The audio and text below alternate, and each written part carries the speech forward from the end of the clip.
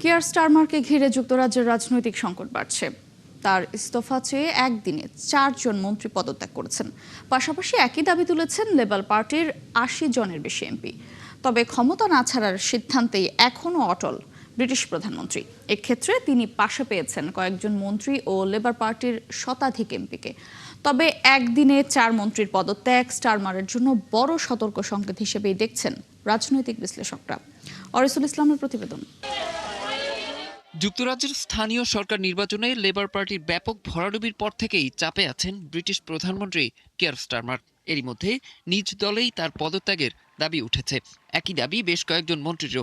তারই জেরে এবার পদত্যাগ করলেন সরকারের 4 মন্ত্রী। প্রথমে দায়িত্ব ছাড়েন কমিউনিটি বিষয়ক মন্ত্রী মিয়াত্তা ফানবুল্লাহ, সুরক্ষা বিষয়ক মন্ত্রী জেস ফিলিপস এবং মন্ত্রী অ্যালেক্স ডেভিস জোনাস। সবশেষ পদত্যাগ করেন স্বাস্থ্য প্রতিমন্ত্রী জুবির আহমেদ। পদত্যাগপত্রে তাদের সরাসরি অভিযোগ, প্রধানমন্ত্রী হিসেবে স্টারমারের প্রতি জনগণের আস্থা পুরোপুরি হারিয়েছে। Victims of Epstein have lived with trauma. বিশ্লেষকরা বলছেন, সাম্প্রতিক নির্বাচনী ধাক্কা আর দলীয় বিভাজনের মধ্যে কিয়ার স্টারমারের নেতৃত্ব এখন বড় পরীক্ষার মুখে।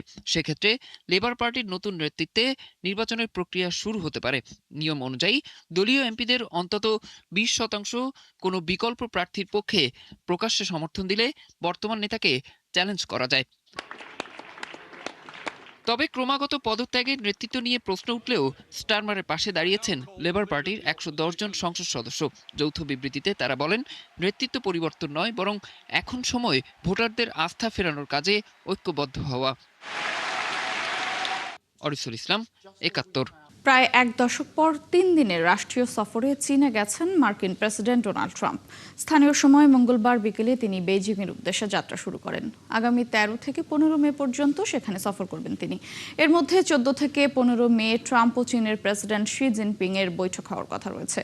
দ্বিপাক্ষিক বৈঠকের পাশাপাশি বেশ কিছু গুরুত্বপূর্ণ আন্তর্জাতিক ও বাণিজ্যিক বিষয়ে আলোচনা করবেন তারা। তবে বেশি প্রাধান্য দেওয়া হবে বাণিজ্যিক ইস্যুটিকে।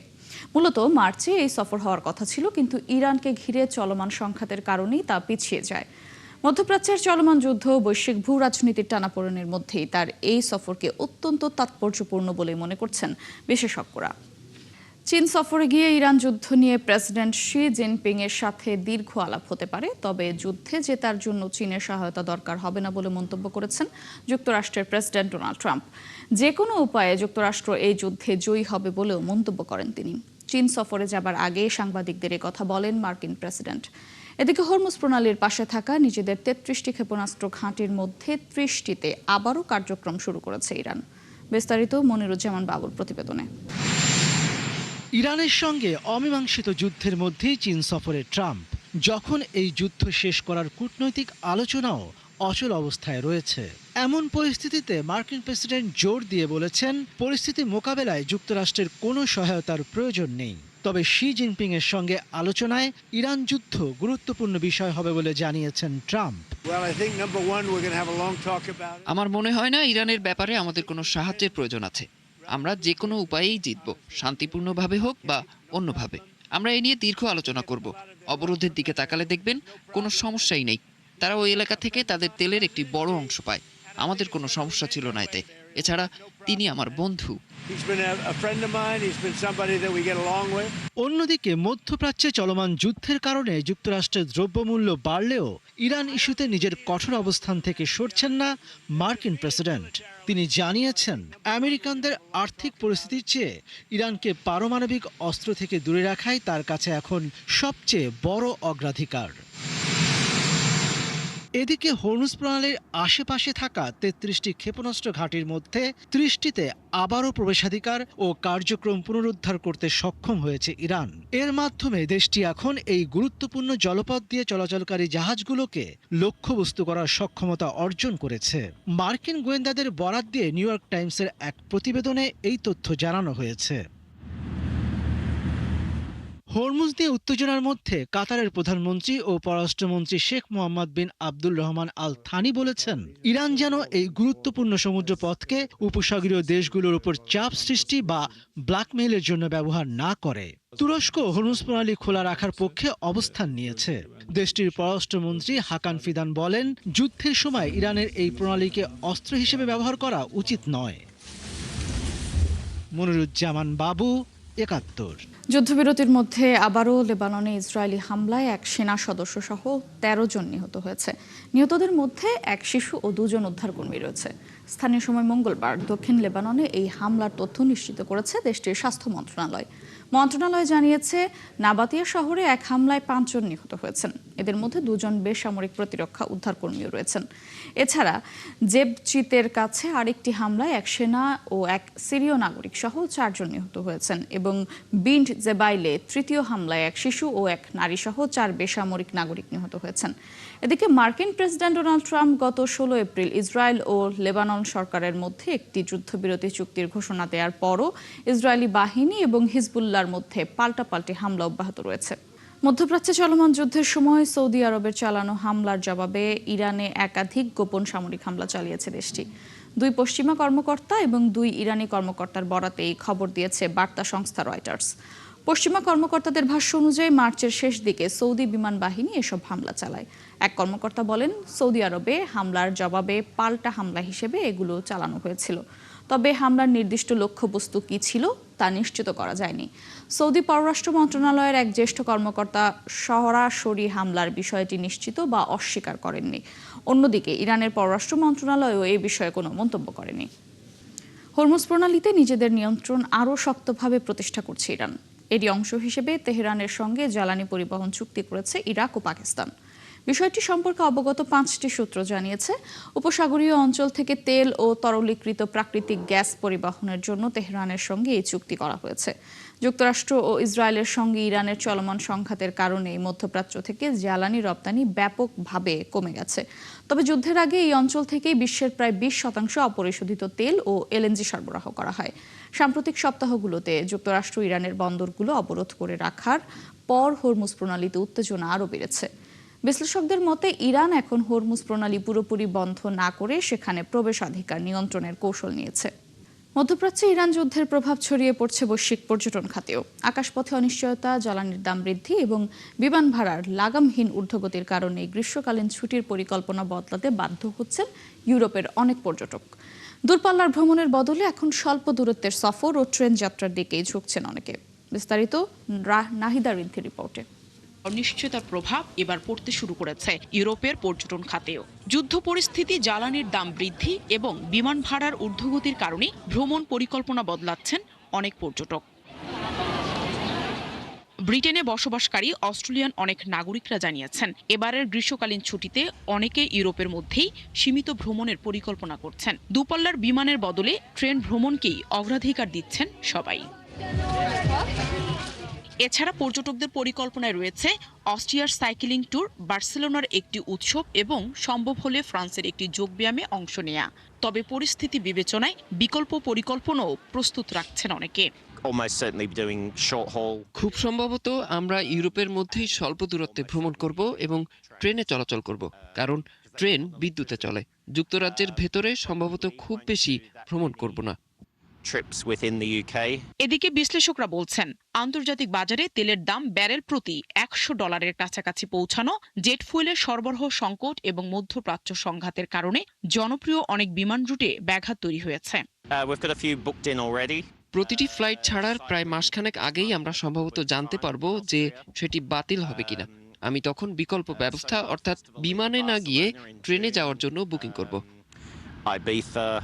অন্যদিকে এয়ারলাইন্স ও পর্যটক কর্মকর্তাদের মতে ভ্রমণ চাহিদা এখনো পুরোপুরি কমে যায়নি। তবে বিদেশ সফরের বদলে নিজ দেশের ভেতরে বা কাছাকাছি অঞ্চলে ভ্রমণের প্রবণতা বাড়ছে।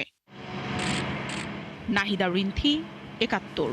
ভারী বর্ষণ ও ঝোড়ো হাওয়ায় ভারতের পশ্চিমাঞ্চলীয় রাজ্য মহারাষ্ট্রের একটি মন্দিরের দেয়াল ধসে নিহত হয়েছে অন্তত ৬ জন, আহত হয়েছে আরও অন্তত ১২ জন।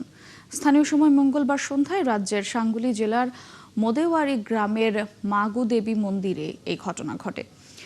সাঙ্গুলি জেলা পুলিশের সুপারিনটেন্ডেন্ট জানান, প্রায় ৩৫০ জন ভক্ত দর্শনার্থী মন্দিরের চত্বরে ছিলেন। সন্ধ্যার দিকে ভারী বর্ষণ এবং ঝড় শুরু হলে মন্দির চত্বরের সীমানা দেয়ালে টিন শেডের নিচে আশ্রয় নেন অনেকেই। হঠাৎ দেয়ালের কিছু অংশ ও টিন শেড ধসে যায়। এ সময় দেয়াল ও টিন শেডের নিচে চাপা পড়ে হতাহতের এই ঘটনা ঘটে। জলবায়ু পরিবর্তনের প্রভাবে বছর শুরুর ৪ মাসে আফ্রিকা ও এশিয়া জুড়ে রেকর্ড পরিমাণ দাবানল ছড়িয়ে পড়েছে। বিজ্ঞানীরা সতর্ক করে বলছেন, শক্তিশালী এল নিনোর প্রভাবে সামনের দিনগুলোতে তাপপ্রবাহ, খরা ও দাবানলের পরিস্থিতি আরও ভয়াবহ রূপ নিতে পারে। আরও জানাচ্ছেন নাহিদা রিন্থি। জলবায়ু পরিবর্তনের প্রভাবে চলতি বছরের শুরুতেই আফ্রিকা ও এশিয়া জুড়ে রেকর্ড মাত্রায় দাবানল ছড়িয়ে পড়েছে। বিজ্ঞানীদের সতর্কবার্তা, উত্তর গোলার্ধে গ্রীষ্ম যত এগুবে এবং এল নিনোর প্রভাব বাড়বে, পরিস্থিতি ততই ভয়াবহ হতে পারে। ওয়ার্ল্ড ওয়েদার অ্যাস্ট্রিবিউশন নামের গবেষণা সংস্থার তথ্য অনুযায়ী জানুয়ারি থেকে এপ্রিল পর্যন্ত বিশ্বজুড়ে প্রায় 15 কোটি হেক্টরের বেশি জমি আগুনে পুড়ে গেছে, যা আগের রেকর্ডের তুলনায় প্রায় 20% বেশি। এছাড়া গবেষকরা বলছেন, মানবসৃষ্ট জলবায়ু পরিবর্তনের সঙ্গে শক্তিশালী এল নিনো পরিস্থিতি যুক্ত হওয়ায় এবছর তাপমাত্রার নতুন রেকর্ড তৈরি হতে পারে। এতে খরা ও দাবানলের ঝুঁকিও বাড়বে। ইম্পেরিয়াল কলেজ লন্ডনের দাবানল বিশেষজ্ঞরা বলেন, বিশ্বের অনেক অঞ্চলে এখনও দাবানলের মৌসুম পুরোপুরি শুরু হয়নি। তবে বছরের শুরুতেই আগুনের এই ভয়াবহ বিস্তার এবং সম্ভাব্য এল নিনোর প্রভাব ইঙ্গিত দিচ্ছে সামনে আরও কঠিন সময় অপেক্ষা করছে। এল নিনো হলো বৈশ্বিক জলবায়ুর একটি ধরন, যা কয়েক বছর পর পর ঘটে। এটি মূলত মধ্য প্রশান্ত মহাসাগরের উষ্ণ সমুদ্র পৃষ্ঠের তাপমাত্রার একটি ধরন, যা পূর্ব প্রশান্ত মহাসাগর হয়ে দক্ষিণ আমেরিকার দিকে বিস্তৃত। আফ্রিকায় চলতি বছরে এরই মধ্যে প্রায় 8,50,00,000 হেক্টর জমি পুড়ে গেছে, যা আগের রেকর্ডের তুলনায় 23% বেশি। গবেষকদের মতে, অতিবৃষ্টি থেকে হঠাৎ চরম শুষ্ক আবহাওয়ায় পরিবর্তনের কারণে সেখানে দাবানল দ্রুত ছড়িয়ে পড়ছে। এল নিনো জলবায়ুর একটি চক্রাকার প্রভাবের অংশ, যার মধ্যে রয়েছে লা নিনো। এটি হলো মধ্য ও পূর্ব প্রশান্ত মহাসাগরীয় অঞ্চলের সমুদ্রপৃষ্ঠের শীতল তাপমাত্রা, এবং এটি সামগ্রিক শীতল বৈশ্বিক তাপমাত্রার সাথে সম্পর্কিত। এদিকে এশিয়ায় পুড়ে গেছে প্রায় 4,40,00,000 হেক্টর জমি, 2014 সালের আগের রেকর্ডের তুলনায়, যা প্রায় 40% বেশি। সবচেয়ে ক্ষতিগ্রস্ত দেশগুলোর মধ্যে রয়েছে ভারত, মিয়ানমার, থাইল্যান্ড, লাওস ও চীন। অন্যদিকে বিজ্ঞানীরা সতর্ক করে বলেছেন, এল নিনোর প্রভাবে বছরের শেষ দিকে অস্ট্রেলিয়া, কানাডা, যুক্তরাষ্ট্র ও অ্যামাজন বনাঞ্চল তীব্র তাপপ্রবাহ ও খরার ঝুঁকি বাড়তে পারে। নাহিদা রিন্থি, 71। যুদ্ধ, ধ্বংস আর অনিশ্চয়তায় ঘেরা গাজা। চারদিকে বিধ্বস্ত বাড়ি, শরণার্থী শিবির আর বেঁচে থাকার লড়াই। তবুও থেমে নেই জীবনের গল্প। গাজা সিটির পশ্চিমে আল মাওয়াসি এলাকায় সোমবার একসঙ্গে বিয়ের বন্ধনে আবদ্ধ হয়েছেন 50টি যুগল। তুরস্ক ভিত্তিক মানবিক সংস্থা হিউম্যানিটেরিয়ান রিলিফ ফাউন্ডেশন আয়োজন করে এই গণবিয়ের অনুষ্ঠানের প্রতিপাদ্য ছিল, এক হাত অশ্রু মুছে দেয়, আরেক হাত গড়ে তোলে পরিবার। আরও জানাচ্ছেন আফসানা শাওন। এই ছবি দেখে কে বলবে যুদ্ধে ক্ষতবিক্ষত গাজায় হচ্ছে এই অনুষ্ঠান? আয়োজন হয়েছে গণবিয়ের। একসাথে যুগল জীবন শুরু করলেন 100 তরুণ তরুণী। নবদম্পতিদের ঘিরে উচ্ছ্বাসে মেতে ওঠেন স্বজনরা। এমনকি ধ্বংসস্তূপে পরিণত হওয়া বাড়ির ভাঙা জানলা থেকেও আনন্দের এই মুহূর্তের সাক্ষী হচ্ছেন অনেকেই। যুদ্ধের আগে গাজায় বিয়ের আয়োজন হতো জমকালো, থাকতো শোভাযাত্রা, আলোকসজ্জা, সঙ্গীত আর রাজকীয় ভোজ। ধবধবে সাদা গাউনে স্বপ্নে বিভোর থাকতো কনে। কিন্তু এখন বাস্তবতা ভিন্ন।